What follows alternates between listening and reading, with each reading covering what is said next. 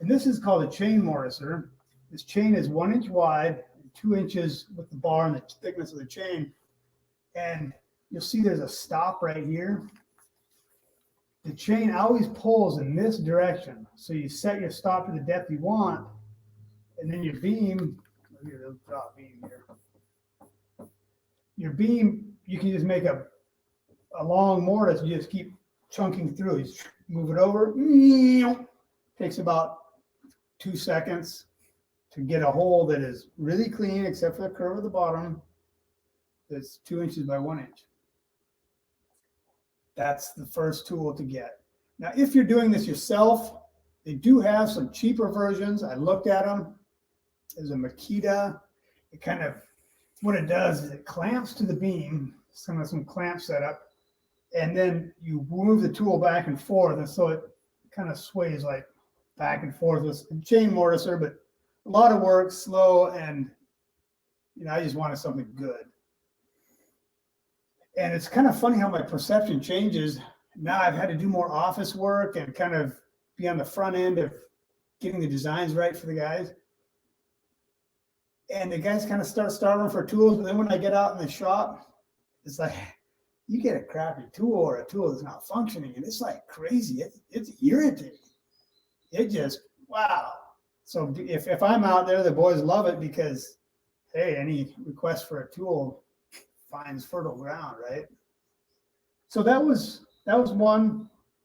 Another one, we got a big stand-up bandsaw for cutting curves and arches, and that was a good tool. It is currently collecting dust right now, which dust is going to be kind of the judge and jury of whether or not you've made a good tool decision for purchasing a tool. If tools come out of the box first or out of the rig first, guys seem to grab those first, you've made a great choice. If on the other side, tools kind of collect dust and don't get used, or they're the last one out, that means that something's wrong, and it might not be a big difference, but it's not preferred. So, and kind of a real quick test, you don't have to sweat it. So this was a critical and drill guide as well. So when we did this project right here, we didn't have a drill guide, and we came back and we marked these and drilled out the tenon as well as the post at the same time. We figured it would be quicker that way. And then we also drilled from both sides so that the hole would be exact on both sides. And, we fought that just back and forth. It's really tough to get those holes aligned. And the thing that stopped me from using the drill guide was the fear of having holes good on one side and coming out real wonky on the other. And so I made the decision to do it the hard way, kind of. But it turns out this is really close. Sometimes they'll wander a bit, but if you drill them out before you cut the mortise, so it's got solid wood all the way through, they tend to do all right. And it's just, I just reconcile myself to the fact that it might not be perfect on the other side, but just work on the face. It's most, public facing, and work it that way. Okay, and another thing that happened when we were early on in the tool acquisition process, and I didn't see these next two tools coming, the Gantry Crane as well as a forklift. My friend helped me here. So that was good.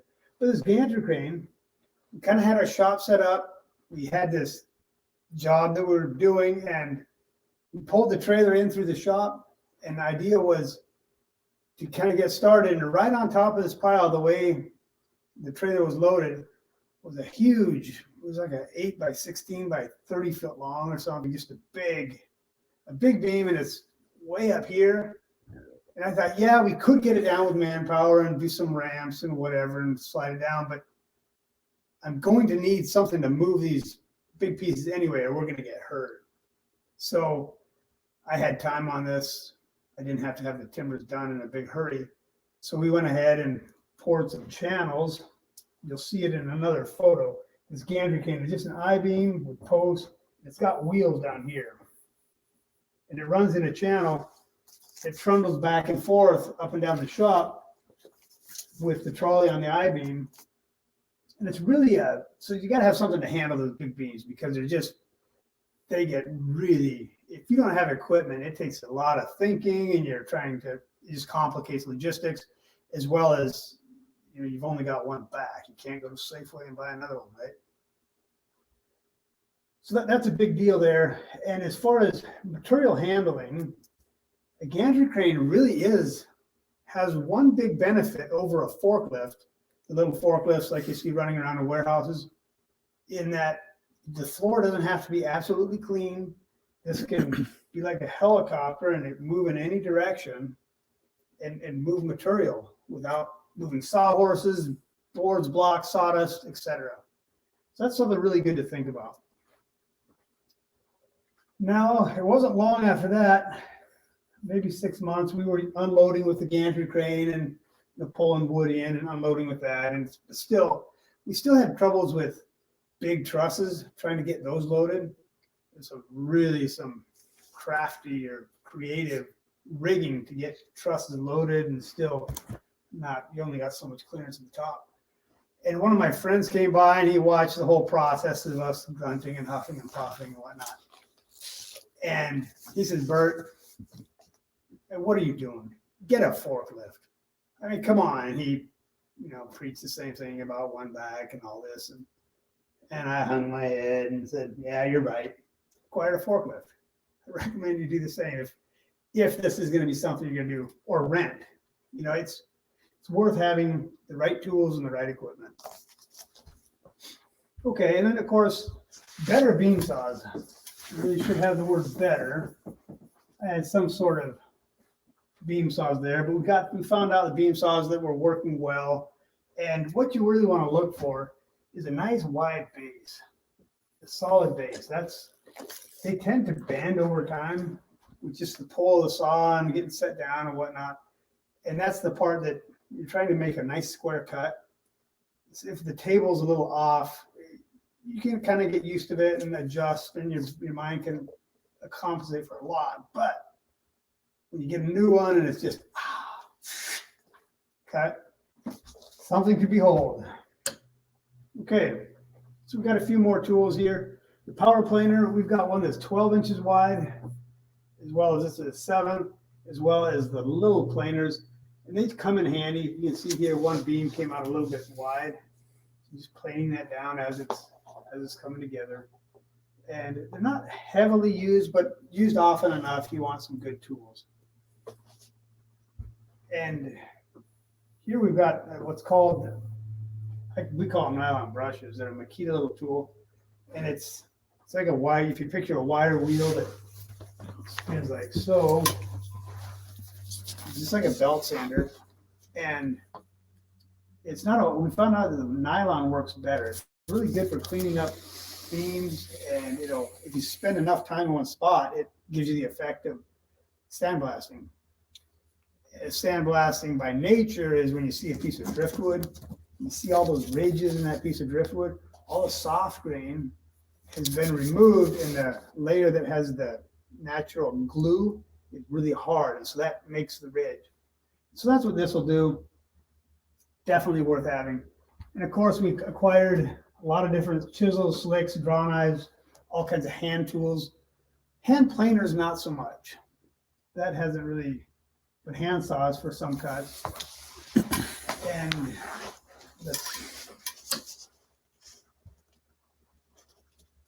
okay, this doesn't happen to be the scriber. I missed this.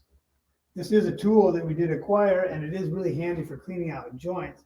This is called, by the German brand, it's called a fine tool. Of course, this is a DeWalt. You can see the colors. But what this does is this little blade just goes back and forth, and you can take that and plunge it directly into a piece of wood.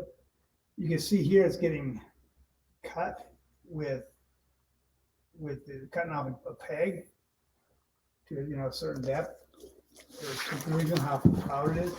So I'm going to just go through these, and then I'm going to draw what the scriber does. So I don't want to leave that one out. The portaband is the reason that our original bandsaw is collecting dust. And I was aware of this tool for quite a few years, but I could not imagine this skinny little blade handling all the cross fibers of Doug fir and cutting wood in a decent amount of speed. And so I was late to the party getting this tool. This has been a good one. We now have two of them. And we've also got another one I'm going to share with you. One of the losers, okay? And of course, we got a bunch of chainsaws, figured out which brands to buy. A bar that's somewhere around 20 inches is in the shop. It's really nice. Having one that comes down to a fine point. It's called a carving blade. It doesn't give back kicks, so if you're cleaning out a little mortise or doing a little nibbling on something hard to get, it's a rough tool. It's just for removing wood where you can safely do so, staying away from where the joinery counts.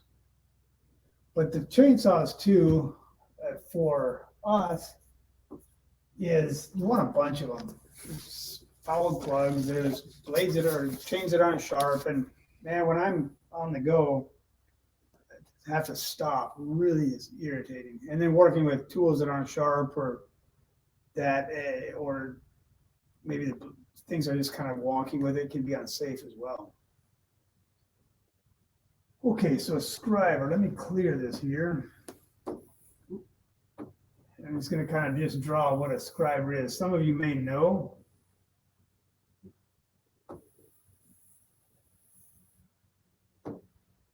So a scriber is basically got an arm or a base, a couple arms that come out, and you've got a pencil or a pen that rotates in here.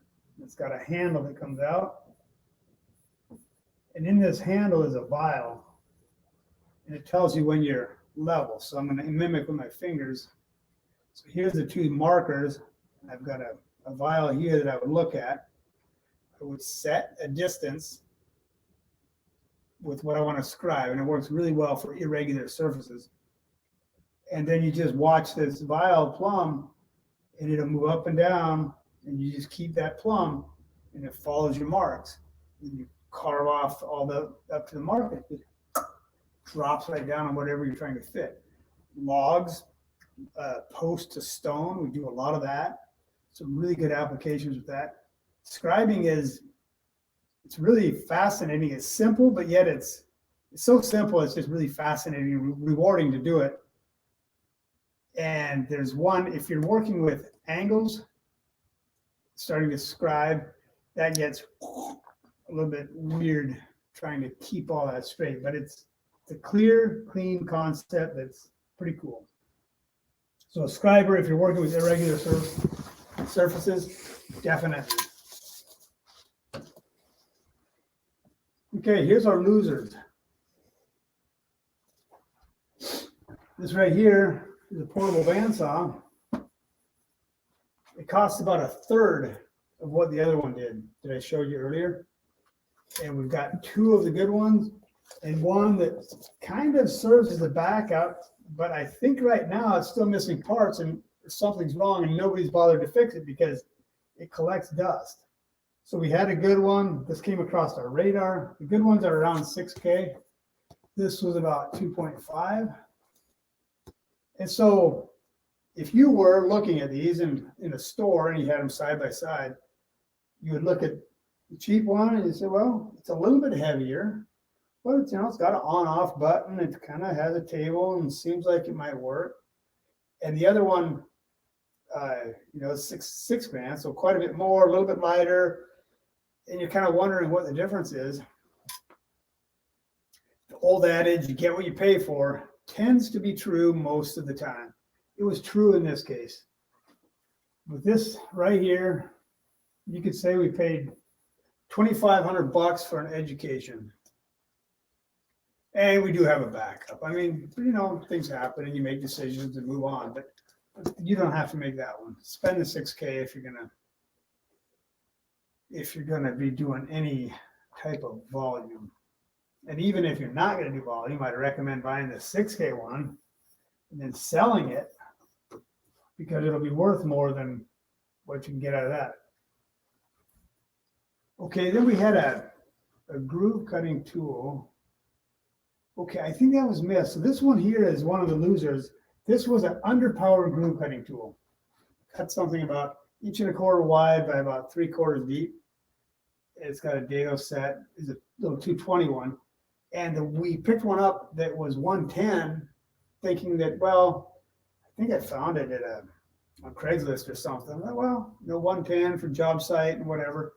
But it just cuts so agonizingly slow. You're better off running multiple grooves with a skill saw than doing that. So underpowered, bad. A groove cutter is a tool that we did acquire. The good one is 220, nice squat little thing that just hogs out a groove. And we'll use that for mortises as well as wiring channels, if on top of rafters and that sort of thing. This here is, this tool doesn't look so big. Some of you may be familiar with a Prozzy.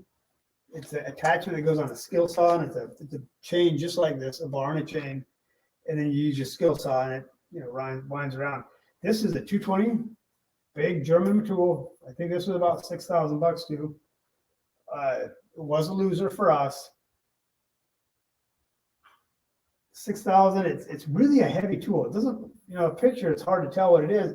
This thing is big and unwieldy. It's probably about 25 pounds, and it's handy in that it'll go both ways to a high degree, like 60 degrees. So if you're taking a rafter cut or something, you're going to knock it off. It sounds like a winner, right? It's not, at least in our experience. This tool collects dust. Occasionally we use it for cutting an arch on a job site or different things. I mean, I really wouldn't sell it for what I could get for it, but I wouldn't spend the money again. And one of the things that's really, really challenging with this is it kicks dust up, a lot of dust. So you're always cleaning out for your marks to cut. And when you're cutting, I mean, you have a lot of tension. It takes a man and a beast to move this thing through wood. Ooh, it takes a lot of pressure, especially if you're ripping. Anyhow, don't recommend it. And then this last tool here is, this is a routing kit. And what it is, it's a setup that has these jigs, these aluminum jigs, and so on the end of a beam, what it does is it cuts out kind of a dovetail, and this has a bevel, and then so you end up with everything removed except for that piece right here. You get this dovetail cut out of the beam, and there's a matching one for the facing beam. You do these and they snap together. They snap together nice. It pulls tight, and then you just simply add your screws from the top. But we found out that for us, it's easier we just work better just to go ahead and create a full housing for that beam where they made up, than drawing it kind of from the back side. But anyway, just a full housing, it just sits in. And so this tool is collecting dust for us. For a lot of shops that are doing these plug and chug pergolas where they're just bapping them together and quick for a homeowner to install these kits, I think it's a great deal, and a lot of companies are using it. Hasn't worked out for us.